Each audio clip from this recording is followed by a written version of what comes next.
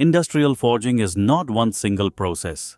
Closed die forging, open die forging, and ring rolling each solve different manufacturing and metallurgical problems.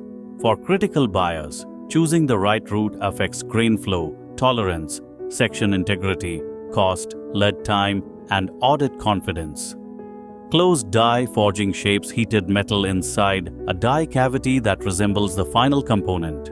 It is preferred for repeatable geometry, tighter tolerances, near-net shapes, and grain flow around complex features. It works well when volumes justify tooling and the part needs batch consistency. Open die forging shapes metal between flat or simple dies without a fully enclosed cavity.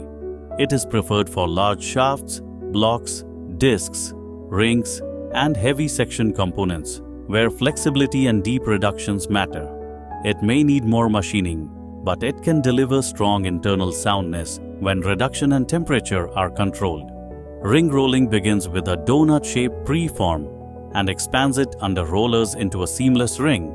It is preferred for large rings, flanges, bearing rings, gear rings, and turbine rings because it gives continuous circumferential grain flow, strong dimensional consistency, and better material efficiency.